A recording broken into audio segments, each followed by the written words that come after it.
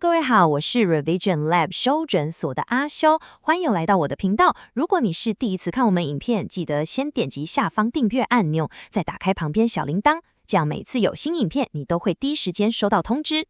也帮我按个赞，让 YouTube 知道你喜欢这种类型的内容，谢谢大家。好，我们现在正式开始。今天我们要来深度拆解一场我个人认为是传奇等级的 TED 演讲 Rita Pierson 的每个孩子都需要一个冠军。这不只是一场给老师听的演讲哦，我认为它其实是一套关于如何有效影响他人的底层逻辑。不管你是主管、是父母，还是任何需要带人的人，都一定会有收获。所以今天我会把它拆成5个部分来聊。首先，教育体系或者说很多组织里那个失落的关键环节到底是什么？第二，为什么连结是一起学习和成长的唯一前提？第三，也是今天的重头戏，冠军教师的3大核心心法，我们会一个一个把它拆解清楚。第四，来点现实的，面对那些我们口中难搞的学生或同事，到底该怎么办？最后，这一切的努力最终会留下什么样的影响力遗产？好，我们马上开始。OK， 第一部分，教育失落的关键环节。大家有没有想过一个问题啊？我们这个时代其实花了超多资源在所谓的硬体上面，我们盖新学校、买新科技，不断的去改革课纲，但好像学生的学习动机，或是放到职场上员工的敬业度，都没有等比例的提升，对吧？学习倦怠、职场倦怠的问题，好像还是一样严重。这到底是为什么？是不是我们在追求所有可以量化、可以写在报告里的指标时，不小心漏掉了那个最根本却也最难量化的东西？这句话是 Rita Pierson 的前同事跟他说的，真的非常经典，也完全点出了问题的核心。我的薪水不是要我来喜欢学生的，我的薪水是要我来上课的，我教，他们就该学，结案。哇，这句话听起来是不是很专业、很有效率？公事公办嘛，我做好我的分内事，你也该做好你的。这其实是一种非常普遍的交易心态，在学校是这样，在公司更是。很多主管可能会觉得，我付你薪水，你就该把工作做好，你的心情、你的成长，那是你自己的事。这个逻辑表面上听起来好像没什么问题，但它真的站得住脚吗？所以问题就来了，这到底是一种很专业的态度，还是一种有着根本性缺陷的逻辑？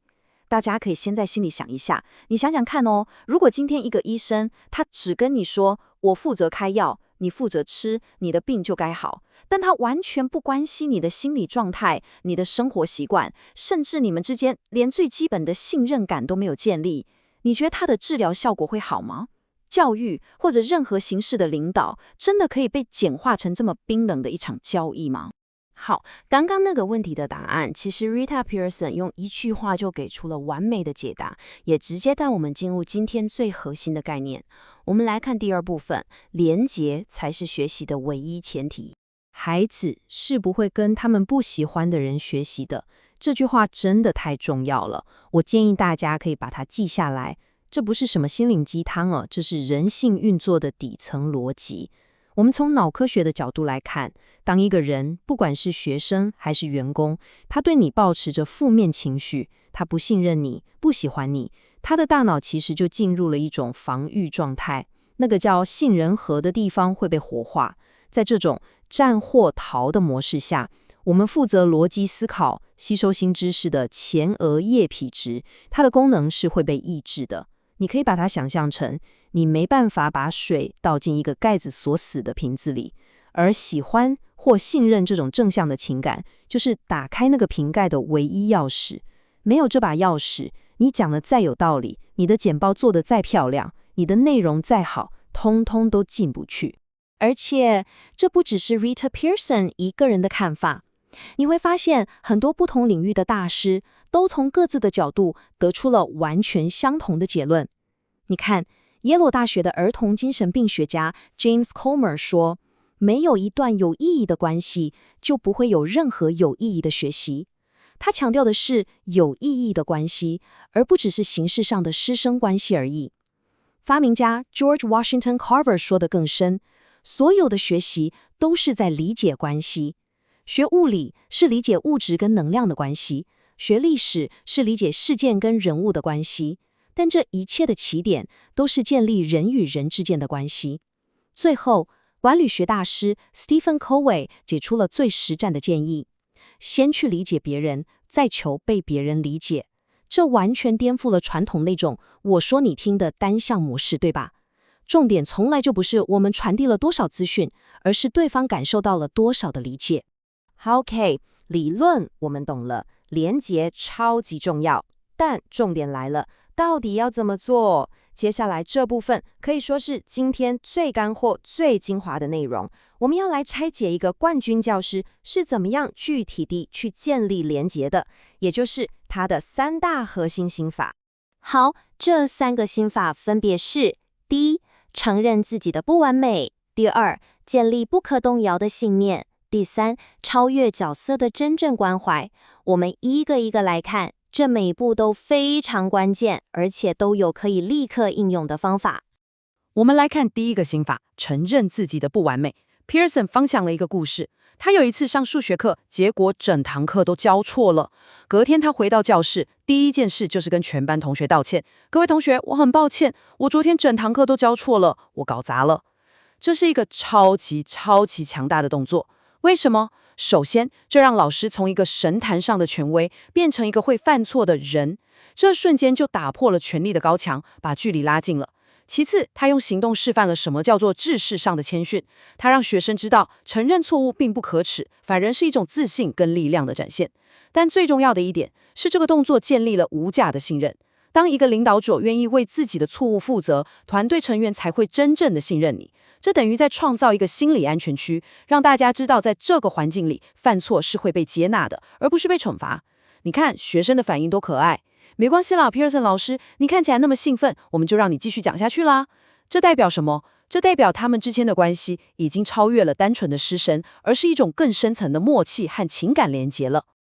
好，接下来这个方法超级重要，我必须说，它彻底改变了我对回馈这件事情的看法。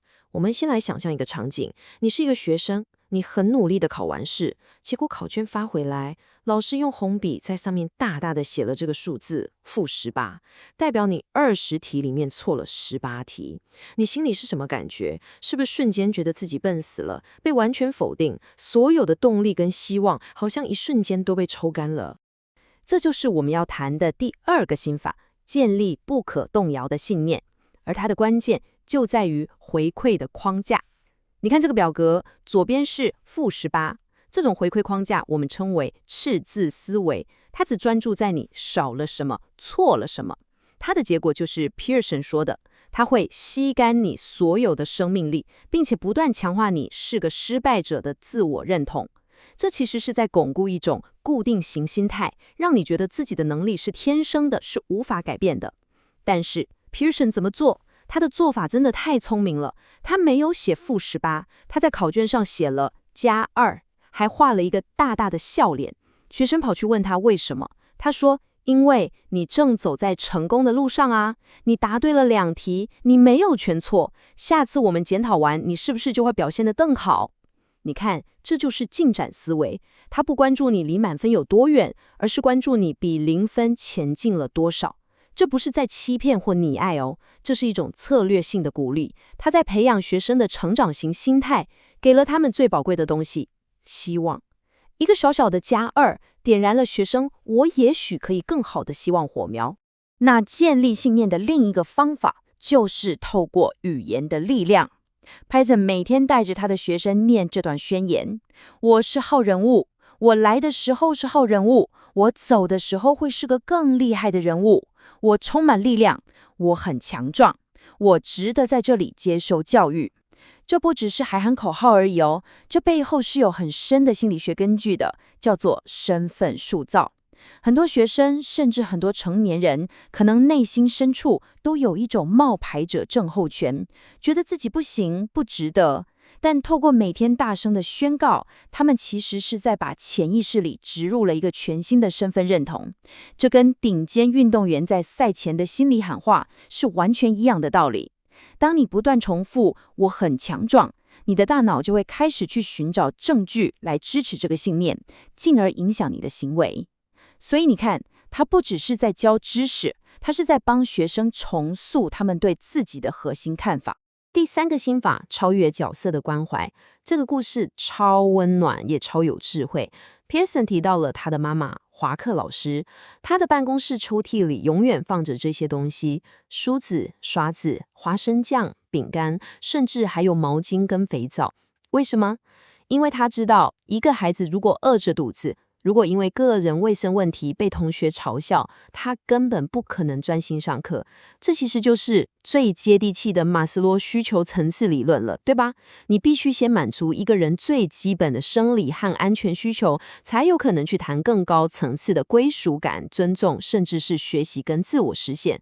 华克老师做的已经远远超过一个老师的职责范围，他是在扮演一个关怀者的角色，他不是在评判学生你怎么这么脏，而是在解决一个阻碍他学习的根本问题。这在职场也是完全一样的道理。一个好的主管，他关心的不会只有你的 KPI， 他也会关心你最近是不是倦怠了，家里是不是有出了什么状况需要帮忙，这才是真正的专业。好，讲到这里，我知道很多人心里一定会有个 OS， 阿修，这些方法听起来很棒，但那是对那些肯听话的学生吧？如果我遇到的是那种超皮、超难搞，你跟他讲什么他都呛回来的学生怎么办？问得非常好，这就是我们第4部分要谈的最残酷的现实，也是对一个教育者或领导者最大的考验。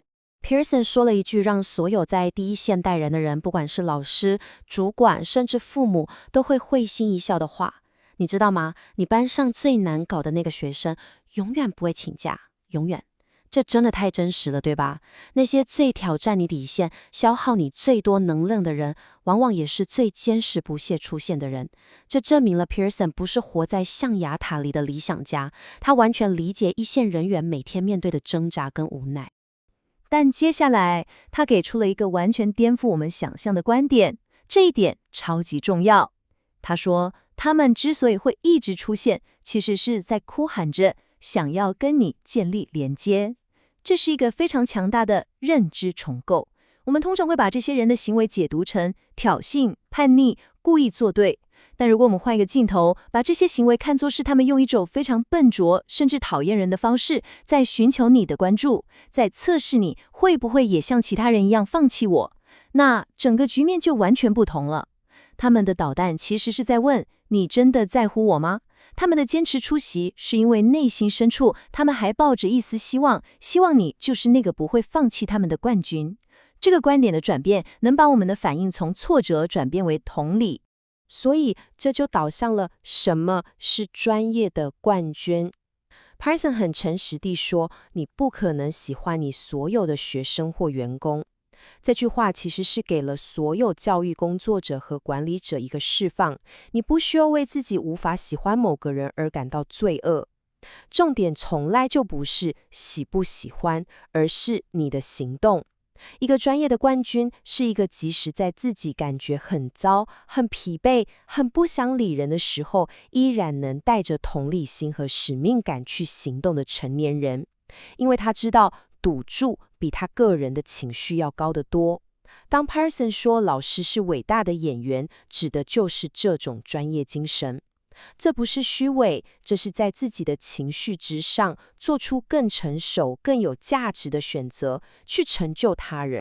好，我们讲了心态，讲了方法，也讲了如何面对最艰难的挑战。在我们分析的最后一部分，我们要来谈谈这一切的努力最终会留下些什么，它的投资报酬率到底是什么？影响力的真正衡量标准从来都不是考试成绩或季度 KPI， 成绩会被遗忘，知识会过时，专案会结束。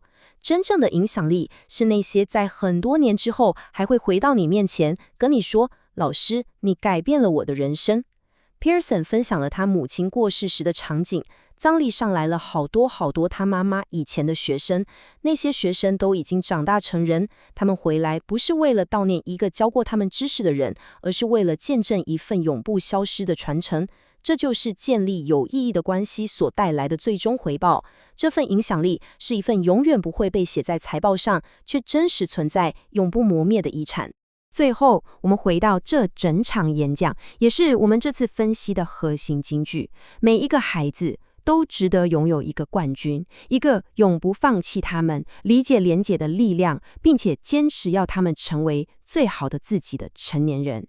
这句话不仅仅是给老师的，它是给所有父母、主管、教练、学长姐，给每一个有机会去影响他人的人。